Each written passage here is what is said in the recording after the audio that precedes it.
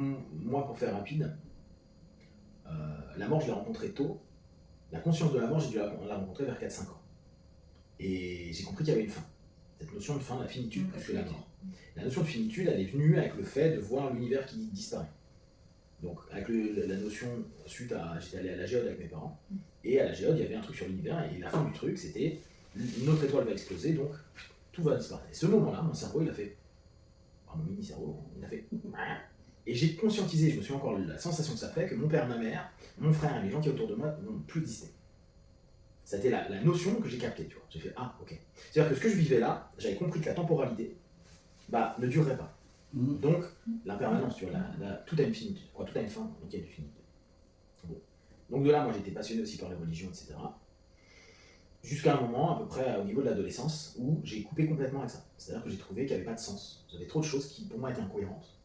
Et donc j'avais commencé à étudier le bouddhisme, le taoïsme à côté, tu vois, des trucs plus orientalistes. Mais ça ne donnait pas plus de réponses par rapport à la mort. Or, moi, depuis que je suis enfant, je rêve quasiment toutes les nuits de la mort. Depuis quasiment ce temps-là, tu vois. Donc je meurs ou les gens meurent. Et tu vois, t'es venu encore, je me suis réveillé dans la nuit à me dire, ah, c'est marrant, demain tu fais la pause mortelle et comme d'hab, tu es mort dans ton rêve. Donc je meurs tout le temps. Donc j'ai un rapport à la mort qui est très. Ça fait partie de la vie, et en l'occurrence, ça fait partie de ma vie énormément.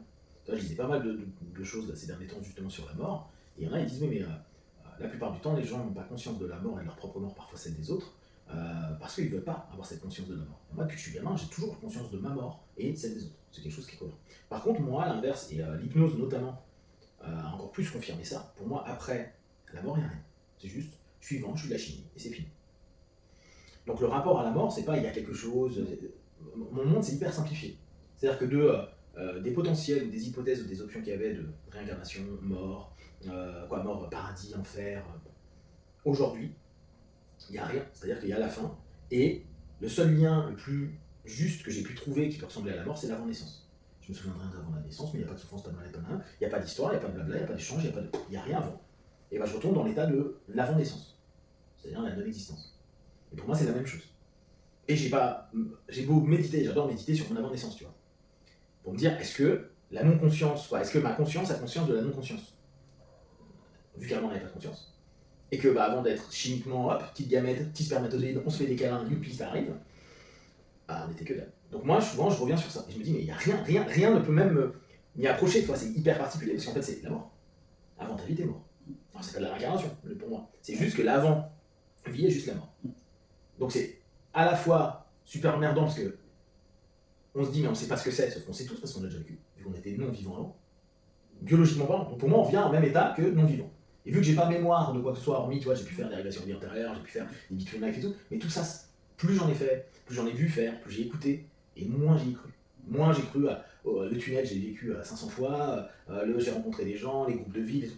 Et ça, c'est devenu un truc qui pour moi n'est juste qu'un rapport ésotérique qu'on a besoin parce que la croyance est quelque chose d'hyper important. Et comme je vous dis, c'est, à mes yeux aujourd'hui, c'est la croyance de notre fin de vie et de la mort qui nous amène à être plus ou moins apaisés.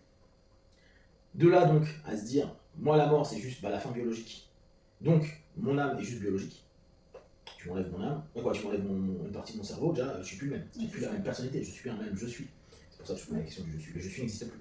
Donc je peux être vivant sans être je suis.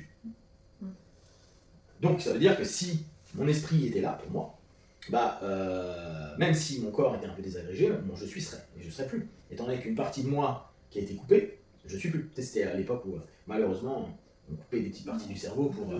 Exactement. C'était hyper classique. Il n'a plus la même personnalité, il est super calme. Ouais, super calme. Je suis n'est plus. Je suis n'est plus. Pour moi, et là encore, je suis très. Donc moi, si je suis très terre à terre, et plus les années passent, plus je suis terre à terre. Je me dis, bon, c'est ainsi. Et par contre, j'ai la même question que mon pote, c'est qu'est-ce qu'on fout là?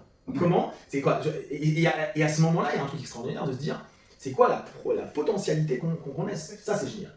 Je me dis, putain, la biologie a fait qu'à un moment donné, t'as ce truc-là, humain, qui est arrivé. Cool. Et bon, ça va se finir, parce que c'est la bio.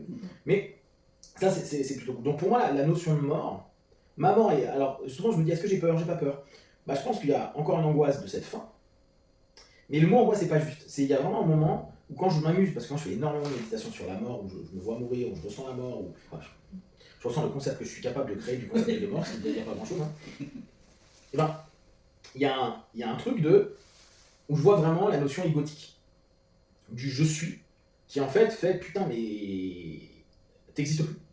Et la notion non existante du je suis, c'est-à-dire si je ramène d'un point de vue psycho à la notion de impuissance, la mort ramène à l'absolue impuissance. Tu ne peux rien déjà face à elle. Et tu peux rien parce qu'il n'y a plus de tu. Donc tu n'as même aucune option du je suis. C'est-à-dire que c'est le game over assuré. Il n'y a plus de. En plus, dans ma version sans croyance, tu vois. C'est pas je vais faire du bien, j'irai au paradis, ou j'ai fait des bonnes actions, je vais rien vrai. Pour moi, c'est l'absolu vide. Voilà, vide. Impuissance, non-possibilité, non-option. Il n'y a plus d'option. C'est fini. Le je suis n'existe plus. Donc il n'y a plus d'option. Donc il n'y a plus rien. Donc on se retrouve à l'avant-vie, c'est-à-dire dans la mort. Et cette notion-là, elle crée une espèce de retour à un absolu impuissance slash vide, que je trouve parfois angoissant et parfois hyper apaisant. Genre, c'est cool. Parce qu'en gros, t'as plus besoin de rien vu qu'il n'y a plus de je suis. T'as pas besoin de faire, de dire, de trucs, il n'y a plus rien, t'as même plus besoin de penser vu qu'il n'y a plus. Et ça, c'est génial. Mais il y a des moments, il y a l'ego, le je suis égotique, qui dit mais t'imagines, rien, il n'y a plus d'option. C'est comme si je me foutais, tu vois, il y a en méditation, il y a je me fais ça, je me fous dans une boîte hyper petite où je peux rien faire, je peux pas bouger, pas rien, hormis un tout petit peu respirer, mais plus je respire, moins je pense. C'est-à-dire que je disparais, tu vois. Très intéressant. Tentative de dissolution de l'ego. Sauf que l'ego, il est là en train de hurler, je veux pas. Et tu vois, mon rapport à la mort, c'est ça. C'est une espèce de t'as juste peur parce que ton ego ne va plus exister. Parce que t'as l'impression que t'es quelque chose. Le je suis, aujourd'hui. En fait, je suis qu'une représentation de ce que je pense être, et vous ne me percevez, vous, mon extérieur, que comme ce que vous pensez que vous êtes capable de me percevoir, par rapport au propre je suis que vous êtes. Donc, j'existe pas, en fait. Tu vois, cette notion du réel moi, il n'est pas là. Étant donné que moi, j'ai une perception de moi, et vous avez une perception de moi.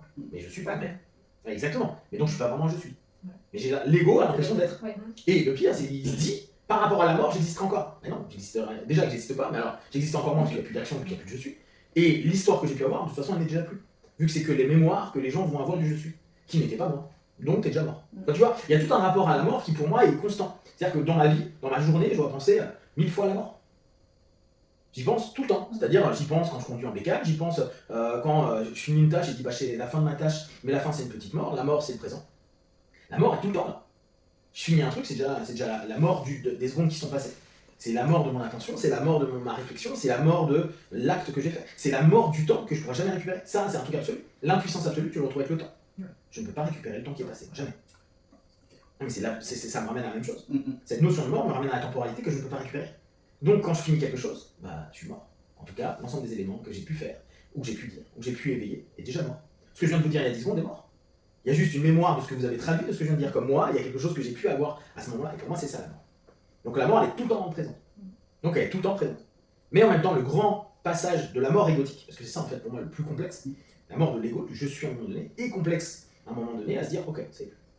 Mais ça c'est une vision du je suis. La mort après des autres, encore un autre débat. Mais le fait que tu vives avec la mort, puisque tu y penses ou tu en rêves même la nuit, est-ce que ça ne t'affecte pas dans ta vie de jour, on va dire? La nuit, tu rêves de mort, le jour, tu vis avec, et est-ce que ça ne transforme pas ta personne automatiquement. Mais en même temps, si je pense tout le temps, c'est que ma personne est associée à la mort. Ouais, mais c'est je suis parce que mort. Parce que la mort est présente dans ma vie. Je suis qui je suis avec ma personnalité, ma vision de voir les choses, parce que la mort est tout le temps présente dans ma vie. Donc si elle était moins présente dans ta journée, peut-être que tu n'en rêverais pas la nuit alors. Est-ce qu'il y en a un ou inversement, tu vois, peut-être qu'il y a subconsciemment elle est tout le temps là, et c'est juste qu'avec le temps, j'ai de plus en plus de rapport avec la mort. Ça, je peux pas dire, tu vois, et c'est l'œuf et la poule, tu sais pas qui est arrivé le premier et qui, comment. Mais dans l'absolu, moi je suis parce qu'il y a la mort. Moi j'y pense tout le temps à la mort. Mais j'y pense depuis que je suis enfant. Donc c'est pas un truc qui va amener particulièrement de mal-être ou autre, parce que c'est quelque chose dont j'ai conscience. Là, tous les jours, je me dis, tiens, mes parents vont peut-être mourir aujourd'hui, mon frère va peut-être mourir aujourd'hui, mes potes vont peut-être mourir aujourd'hui, peut-être que je vais voir des gens que j'aime bien, c'est la dernière fois que je les vois, peut-être que... Et je me le dis tout le temps. Je me dis, là, ce qu'on fait là, c'est ce que je vous vois plus après, jamais. Soit je meurs, soit vous mourrez, soit ce qu'on vit là est unique. C'est pour ça que le temps, c'est le seul truc où on n'a pas de puissance. Enfin, là, même ton ego peut rien faire. Je peux pas retenir la seconde d'avant et je vous ai dit ça. Elle est déjà partie. Elle est compliquée. Et c'est ce qui ramène, je trouve, le plus à la mort. Parce que justement, la seconde qui passe, c'est une seconde qui est morte. Mais qui a vécu. Ça veut dire qu'elle a pas de vie. C'est ce qui ramène aussi le plus à la vie, en fait. C'est ça. Et qui me rapproche le plus de la mort. Exactement. Mais parce que, à mes yeux, il n'y a pas de séparation entre la vie et la mort. C'est pour ça que j'aime beaucoup ce concept de pause mortelle. Parce que ce qu'on a voulu mettre tabou, ce qu'on a voulu mentir au sujet de la mort, ce qu'on a voulu ne pas dire le vrai étant relatif à tout à chacun, le fait de ne pas en parler nous ramène à couper une partie de nos vies. Pour moi. Pour moi, les gens qui sont constamment à ne pas vouloir penser à la mort ou éviter la mort, c'est dire oui mais je vais vivre pleinement. Ah non. tu ne vis que relativement, étant donné que tu ne prends pas conscience que la mort est complètement présente dans ta vie. Du temps, de ton expérience, de l'intention que tu as eue, de l'énergie que tu as eue à un moment T, etc. Tout ce que tu as qui finit, c'est une fin c'est une mort. Mais le fait que tu aies conscience qu'il y ait autant d'êtres autour de toi qui risquent de mourir, ça sublime la vie. Parce que, je ne sais pas si tu vois une mine aujourd'hui, tu as la conscience que peut-être tu ne la verras plus, donc le fait de la voir augmente en intensité, non? Pas pour moi. Ah. Pour moi, j'ai pas cette Je notion. confirme. Moi, je pars d'un principe que tu peux dans ta vie, donc par rapport à la mort, faire au maximum de ce que tu peux faire. Ce qui ne veut pas dire que ça sera bien. Ouais. Tu fais au max. Donc tu donnes au max de ce que tu peux au moment où tu es avec les gens. Ce max ne peut ne pas être suffisant quand tu vas penser à la mort de la personne. Beaucoup de personnes vont te dire « Putain, j'aurais dû être plus présent avec mes parents, plus présent avec mes potes, j'aurais dû appeler ce gars-là, ce jour-là, quand j'y ai pensé. » Il y en a plein qui le font. Alors que moi, par rapport au deuil, aux personnes que j'ai connues, qui sont mortes, etc., j'ai aucun regret de quoi que ce soit. J'ai pas sublimé la vie. Voilà, paradoxalement, je l'ai sublimé a posteriori.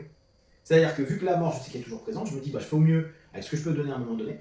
Si je ne l'ai pas fait, c'est qu'à ce moment-là, je ne pouvais pas le faire. L'envie n'était pas là, etc.